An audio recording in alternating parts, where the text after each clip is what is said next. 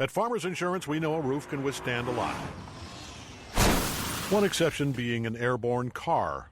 Seen it, covered it. Click for more. We are farmers. Bum, bum, bum, bum, bum, bum. Underwritten by Farmers Truck Fire Insurance Exchanges and Affiliates. Products not available in every state. Oh, yeah? Yeah. Oh, you betcha, yeah. If it's made in Minnesota, who's making it and how? Yeah, you got that right. It's the Makers of Minnesota, focusing on the products and services uniquely made in Minnesota, and conversations with the makers, entrepreneurs, and innovators in Minnesota about how they conceived of their products and how they brought them to market. With Stephanie Hansen, it's the Makers of Minnesota. Hi, it's Stephanie Hansen, and we are here with the Makers of Minnesota podcast. We are in episode number 81, and I'm here with Kevin McIlvaine from Riffs Smokehouse. Barbecue, meats, sauce, and bacon candy is the new product. Hi, Kevin. Hi, how are you today? I'm good. So a lot of times people say, oh, you should talk to so-and-so, and I was with the folks at Midwest Pantry, and they were showing me around the Northeast Food Corridor. The Northeast Food District, I think, is the official name of it. And we drove by your space over there, and they were like, oh, there's Riffs. And I was like, oh, what is Riffs? Like, I'd never heard of you. And you had a whole smokehouse back there, and apparently, like, people can come in and get sandwiches, but I just didn't know either. And then later on that night, we ended up in a tap room over by you, and he goes, oh, let me get one of the bacon candies for you if you haven't had it. So he goes and he orders his beer, and he tells me he wants a bacon candy, and sooner or later, our bartender brings over this plastic packaging that has like a meat stick in it. And I was like, oh, gross. I don't love meat sticks. Kind of grossed out by the whole meat thing. Maybe Slim Jim's, scarred me for life. I don't know. But he was like, oh, try it. I'm like, no, that's okay. He's like, no, really, you got to try it. It was like a Thai chili flavor. I took a bite of that bacon candy and was like, where has this been my whole life? That product is incredible. Well, thank you very much. We worked very hard on it. Yeah. So I have all these questions about you. Okay. Okay. So how long has your Riffs Smokehouse been operating right within my midst? We opened up in April of 2014. Okay. And what did you do before opening Riffs?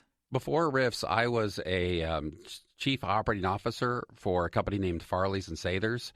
And they're candy. Absolutely. Yes. Yeah. So they had, of course, your Trolley products and all your Brock's products. It was $1 billion candy company, and I was the chief operating officer for them for a number of years.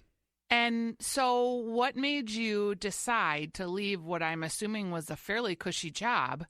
Not like it wasn't hard, but cushy monetarily, let me clarify, to go off and start your own smokehouse business. And was that what you thought you would be doing when you started?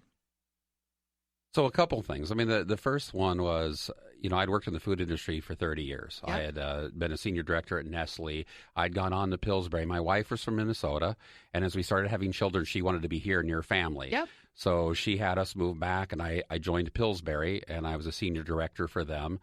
And then General Mills purchased them, and I enjoyed some time with General Mills, and then went on from there to become the chief operating officer for, first of all, Just Born, which makes Mike and Ike and hot tamales, and then I left them and went to Farley's and Sathers. So a long background. The real issue was that I was traveling a lot. My wife did not want to move, and so she put herself in Minnesota. And I was leaving on a Sunday night and coming home on a Friday night for 10 years. And you're right, the monetary compensation was very good, but it's not worth leaving your family that long and that often. And as my kids were getting older, I was realizing I was going to miss that time. So I took the equity and the savings I had built up and thought I could build my own food company and food brand, and I started that. And then the beauty thing about it, what's really been fun, is the amount of time I've been able to spend with my wife and my two boys, helping to build the business. And it's just amazing, what positive, wonderful people they are. And I didn't know that. Oh, I feel like I'm going to cry right now. That is just, wow. Wow. Talk about, I'm all choked up. I didn't expect that you were going to choke me up. So there you go. The podcast host starts to cry talking to you. That's fine. I am curious how you got to the product that you got to, because you had been in lots of different product categories. What did you know about meat? Well, I knew something about meat because back in my days at Nestle, I ran the largest Stouffer's plant in the world. Sure. And so we did a lot of lasagna. We did all the meat cooking ourselves. Yeah, and so I love had Stouffer's products. There you go. No, they're great. It's a great company. They really taste good, too. They really work hard on that. Yeah, I'm not a big fan of a lot of the frozen meals, but if I'm going to buy one, it's going to be Stouffer's. I'm going to buy the cream spinach, or I'm going to buy the lasagna. Those are my two favorites. The macaroni and cheese. My guess is you've had product that I was part of making. So, yeah, no, and I love those companies. But so I had a background in meat. But one of the things I also, I went to school at the University of Texas, down in Austin. So what I really thought of as I was trying to think of what products would be good for my own company, I was looking for something that wasn't really being done. Mm-hmm. And barbecue isn't really being done in Minnesota. And people have the same taste everywhere. So I thought good barbecue could be successful here. I also was looking for something that would have a good business case. Uh-huh. And what I see with barbecue in this case is with meat, there's a lot of regulatory pressure. And you can complain about that, but you can also look at that as a business opportunity. Not many people can start a business and become USDA certified and start a business with that kind of a small business and pull that off. And so I thought, that's good. I've got an entry barrier on the bottom. And having come from large companies, I know that they're very obsessed with being able to make product for places like Walmart and Sam's. And when you do that, you have to take your product quality to a certain place. Yep. It's not bad, but I think there's an opportunity for really high quality product. And there's people who are willing to buy it. And by high quality, I mean good nutrition in some cases. I mean powerful flavors. I mean things where you've put a little more blood, sweat, and tears into it. And so I saw that as a possible niche, and that's why that's where I gravitated to start this business. Okay, so you have currently ribs. You have pulled pork that comes in like individual packets that you can heat up and put on a sandwich. That comes in a more institutional size packet. Am I missing any of those products before I get to the delicious bacon candy? No, in fact, what we have is we have both the pulled pork and the now chicken in a 4-ounce pack that's you have frozen. Pulled chicken too. Okay, right. And where that's really working at is a lot of like concession stands. Like I don't know whoever is listening to this if they've been to like Bunker Beach. Sure. But Bunker Beach uses our pulled pork, and we'll probably start using our chicken this year. It's their number one item, and so it's very easy for them to take that pouch, throw it in a microwave for 90 seconds, serve it, and very quickly provide very good food for their clientele. So we're in a lot of convenience stores, concession stands, and things like that with this very convenient offering.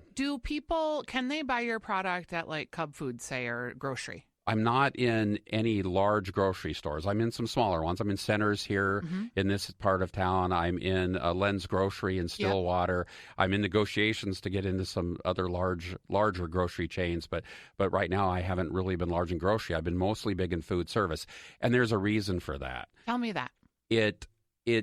It's a different kind of product. Both my bacon and these products are very different. There's nothing like them in the market. And the problem is consumers don't know it. There's been no consumer education.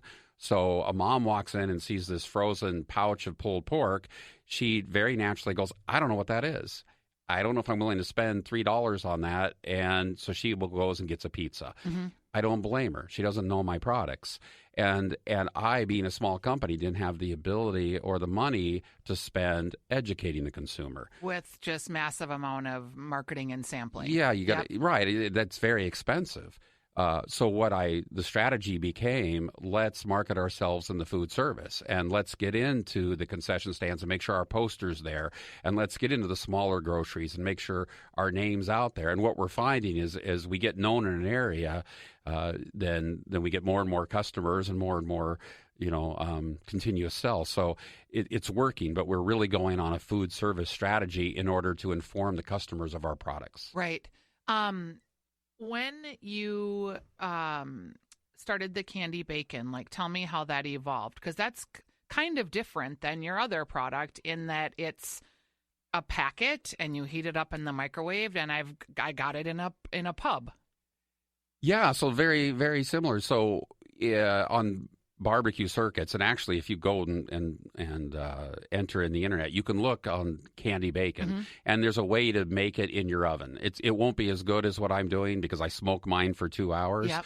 So there was this basic kind of candy bacon. That's basically brown sugar. You put your bacon on a tray that's like a rack, and then put the brown sugar on it and then go. Yes, and you can make a pretty good product.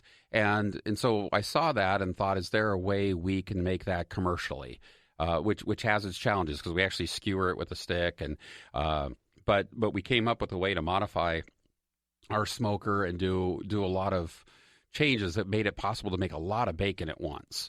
And then we experimented with how to make the flavors right, and we found it. The biggest challenge was making it USDA, because there's also, again, a lot of rules. Yep. And to be able to make a product that the USDA can support took a lot of research. You got to research a lot of scientific papers, and then you got to get them to buy into it. Once we accomplished that, we brought the bacon out, and at first it was just a couple flavors, which were interesting. But then I decided to experiment. And the big experiment came with 56 Brewing, which is the microbrew I think you were mentioning earlier. We met with their master brewer and said, wouldn't it be interesting to do a pairing? Instead of wine and cheese like with wine, let's do a beer and bacon. And we met with their master brewer. We brought all the kinds of flavors we could do, and we picked 6 different flavors that would match their beers perfectly. And we are now doing quarterly events with them, where you can go and you can buy flights with the bacon. Cute! I did not know that. It's I'm a lot excited. of fun, and not just them. We have not if I just don't plug something, but on April 13th, Friday the 13th, we're doing one with Burning Brothers. Okay, and they're a gluten-free brewery up here, and we've matched our bacon with their beer, and so we're going to have flights, and it'll be a really exciting time to try bacon and beer. And again, the reason for doing that is this is how I can educate the consumers about our products. And so it's good for everybody. It helps give them a crowd. It helps me educate about our products. But now we have a lot more flavors. At Farmers Insurance, we know every windshield collision has a unique sound. Beetle. Bird poop. Drone. Seen it, covered it. Click for more. We are farmers. Bum, bum, bum, bum, bum, bum. Underwritten by Farmers Truck Fire Insurance Exchanges and Affiliates. Products not available in every state. Okay, so you're going to tell me about these flavors. And is this like a product, again, that maybe would be at food service, like an event or a concession? Or is there like state fair potential here? Because it's pretty good. I think it could be state fair. So we have the bacon on a stick, and then more recently, another issue I had with the bacon on the stick is people would have to buy it, and then you throw it in the microwave for 15 seconds, and then you get 2 pieces in there, and they're wonderful. I agree. But the issue is it's still the consumer didn't understand it, and it was a pretty expensive price point, about $3.50 to buy the 2. So I came out with a new product recently, which is single serve, which looks like this, and nobody on you, of course, talking about something you can see isn't fair, but it's a single piece of bacon in a pouch. Yeah, it's like the same kind of a packaging that like a Slim Jim or a meat stick would be in, but it's just a piece of bacon in there, and you can see a little bit of sauce, and there's no stick like they had in the brewery. So you have this single serve package and heat it up the same way, and well, actually, this goes to a whole different kind of place. This you can now put on the warming tables in a convenience store. You could put in a warming table at like a Target Field, and then people could just serve it right into this warm. And what makes this better is now when you open it, since there's no stick, you can just take it and eat it right out of the package. You get no mess because you're not trying to wave a stick around. And the package, you just lay that on so the package doesn't melt, or you take it out of the package? No, it actually warms right in the package, and Weird. it's a BPA free plastic, Cool. so there's no contaminant. So it's very very safe. It warms right in the package. It's nice and toasty, and then you just rip it open and eat it. So I see this as something that Yum. I'm going to try to get into convenience stores and concession stands all around, and the lower price point makes it something where people will just try it. Because it's how much is single serve? I think a single serve will be somewhere between $1.50 and $1.70. Here's the market too. I think I have a cabin. I'm in the car a lot. You know, for trying to eat reasonably healthy in a convenience store setting, thank gosh there's the Quick Trips because they've really made it a lot better. But there's just not a lot of choices. So, you know, if you're trying to eat paleo or you're trying to eat low carb, you know, your choices are jerky or, you know, 2 eggs in a plastic little clamshell, which are disgusting and stink when you open them. So there might be like a whole market there. And when you like talk to people that are doing CrossFit and all that, they're very into meat products. I think there's a huge market there for you. Oh, I think there is, absolutely. And when you looked at our pork sandwich, which you can get in a lot of concession stands, the protein's 24 grams, which is 50% of your daily protein. The calories are 250, and 90 of them are from fat. So I mean, it's almost like a power bar. And this bacon stick is 100 calories, and Correct. there's how much protein? 4 grams. Yeah. You know, I'd still do that for 100 calories. 100. I mean, I don't buy the crappy little snack packets, but I used to, and a million people do.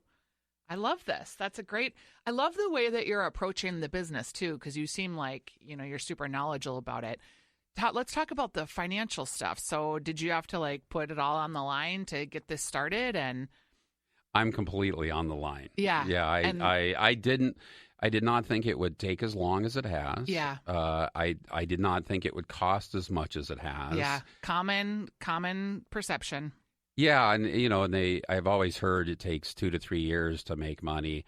I think that's probably true in like a service industry, but an industry where you have to spend a lot on capital. Yep. Because I've had to buy a lot of equipment. It's taken more work than I expected it to. But it's been again with my daughters and my daughter and my 2 sons and my How and old my are wife. your kids now? I have one that just graduated from St. Olaf. Okay. I have one that's a sophomore in St. Thomas, and then I have a high school senior at Hillmurray. All right. So you have kids that are in the phase of where they're able to work in the business with you. Absolutely, and they've been a tremendous help. Plus, they just to have people you can come back and bounce things off of. I mean, my son was helping me at 6 a.m. this morning, and he's there right now, you know, at the shop. And it's just great to have them near me and giving me a lot of feedback. And most of it, I guess I would say very clearly that if it weren't for their support, I would have given up at some point. And I think that it's wonderful because I think it's going to be good that I didn't give up. How many employees do you have? Right now, I just have 3. Okay. So that's 3 plus your family. Right. And what's a typical day for you? What do you do? Oh, that's a good question. Well, a typical day, we produce nearly every day. So today, for instance, I went in and we had cooked the pork starting it yesterday. So today we had to take it out and hand pull it. And we have USDA there every day. So I had to speak with my USDA inspector. Yep. They and come every day? Every day we run, they have to be there. Wow. Okay. Yeah. So, and he's a great guy. Sure. So, you know, we had to pull the pork because what we do is we, of course, hand pull it all. That way you get nice big chunks and you get rid of all the fat. The gristle, which is why it's so healthy for you. And so we had to do that, and then we had to pack it all today. And, you know, our USDA hours are from 6 to 2:30, so we have to be done by 2:30. And then at 2:30 is generally when I either clean up and start trying to do sales or my administrative duties. Yep. Or at 2:30 is when I am just at the shop for the retail reasons because we stay open until 6 at night. So I might be at the shop, running it. Your shop, you actually have like a place where people can come and buy a sandwich and chips and a Coke, right? Right. I mean, when we put it in the Northeast, you know, we realized that that's a very artsy area and a very crafty area. And we decided that it would make sense to have a retail area where people could come in and sample our products and try them. So we call it more like a sample room, like you would at a microbrewery. So people can come in, but it's all microwavable. So they come in and they take either the pork sandwich or the chicken, and they put it in the microwave. We also have ribs that they can microwave there, and we have chips and soda, and so people can come in and eat our products and sit down. Generally, what happens is I do get a regular group that come in every day. There's probably 24 to 50 people that come in and eat lunch there every day. But then on top of that are the people who, once they use it, it's almost self-serve. Yep. Once they use our products, and they go, well, hold on, I could buy 12 of these and keep it at work in my freezer. I could keep it at home. And so then they buy products and take it home because they had the opportunity to sample it. So it's about consumer education. I think that's so cute. Like, just that you're running this little commissary, too, out of your factory. I think that's just a really interesting way to get close to the people that are eating it. Almost like, a lot of people that sit in your chair, like they're doing farmers markets and that sort of thing, to almost product sample and get some feedback. I think it's interesting that you're doing it right at your own location. How about sales? Like, is that you? Like, are you cold calling these fairs and festivals and concession people and saying, hey, have you tried our product? I would say that when we first started, I tried to do sales, but I wasn't very good at it first. And the business was struggling, and my wife, jumped in, and she started going to, we were a big hockey family, so she started going to all the hockey rinks and saying, hey, you should carry this. And after she got it into quite a few hockey rinks, then we had some smaller distributors, because they'll take more of a risk, come and say that they would like to carry our product. And then after you get 2 or 3 smaller distributors, a bigger distributor comes and knocks on your door. So I would say the genesis of our sales all really start with my wife, Susan. Hi, Susan. I couldn't credit her enough. She's apparently a big Weekly Dish listener, so I feel like I have to say hi to her. Yeah, she is. When I said I was meeting you, and it's sad to say I didn't really know who you were. It's okay. She Why would you? Gave me with the hours I working in, as I said, I was always out of town.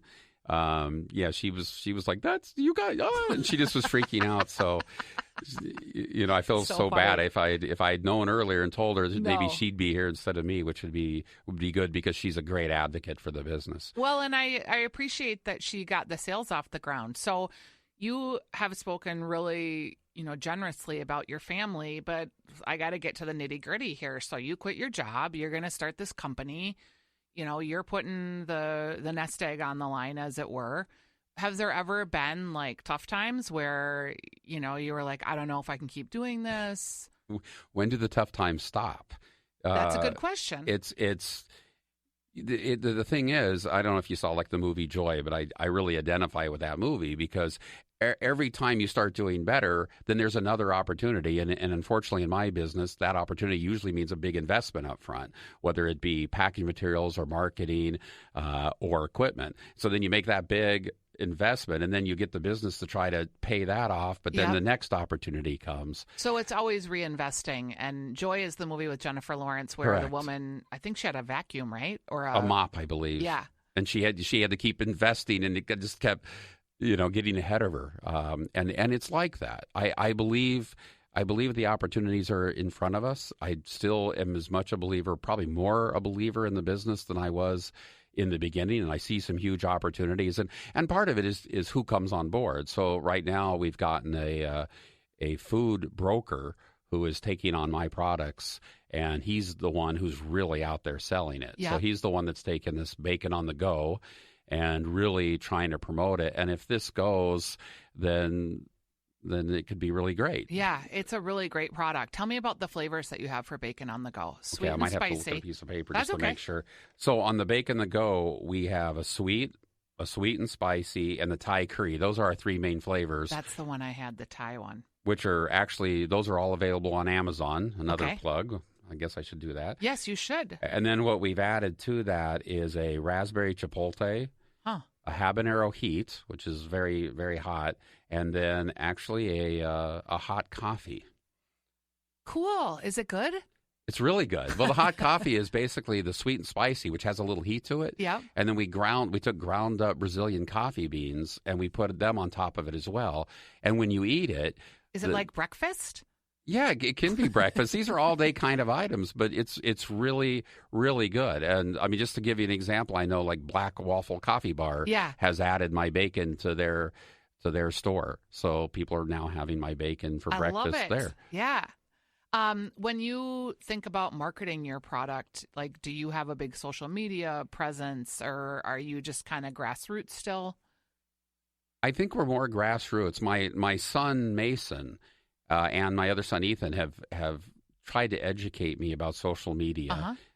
It's not a strength of mine, so they've been working on the Facebook and the Twitter. And then one of my employees, David Shelton, has done a really nice job doing little tweet stories, I guess, or little Snapchat stories as we do things like the events at 56. I still don't really understand all of it, I'd be honest, but I'm letting these younger people, these millennials, sort of do their thing. But it's certainly not, a professionally paid for effort. It's the people who love the business, who are involved in the business, having fun with it and doing what they can out there on the social media. Well, I really wish you tons of success. Like I said, I'm crazy about this product. I was just sort of shocked that there you were over in Northeast, and I didn't know anything about you. The pulled pork I have not had yet, but I know I will. Well, I brought some, so I'll leave it with you. Thank you. And good luck with the meat product, the meat candy, because I just think this bacon candy has real legs to it. And it's super tasty. Oh, thanks. And it's not gross or weird. And I say that as someone who doesn't love packaged meat. Right. I thought it was just really delicious. And it's fun that you're right over there in Northeast. And now maybe people will come over and say they heard about you and try it out. Because honestly, it's just really delicious. You guys should go. What's your address? It's 3134 California Street, Northeast.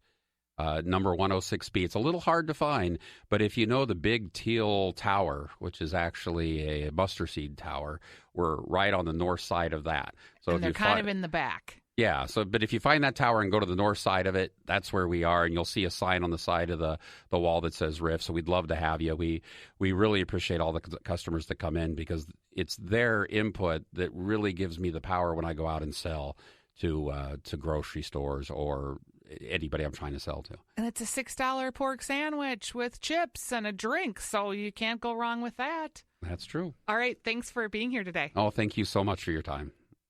At Farmers Insurance, we know the sound of a perfect hot air balloon landing. And a less than perfect one. Seen it, covered it. Click for more. We are farmers. Bum, bum, bum, bum, bum, bum. Underwritten by Farmers Truck Fire Insurance Exchanges and Affiliates. Products not available in every state. I'm Rita Foley with an AP News Minute. An F-16 pilot having hydraulic problems with his aircraft managed to parachute to safety as the plane smashed into a warehouse east of Los Angeles. Fire Captain Fernando Herrera. That pilot landed in the March Air Force Base area, in the base itself. Amazingly, there were no serious injuries after the plane hit the building.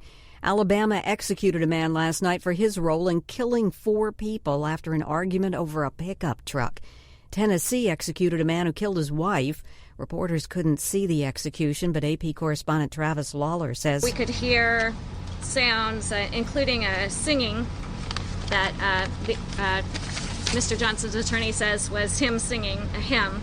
Answering a reporter's question, President Trump said he hopes the U.S. is not on a path to war with Iran. Mr. Trump has dismissed suggestions that any of his advisors are trying to push him into a conflict. I'm Rita Foley.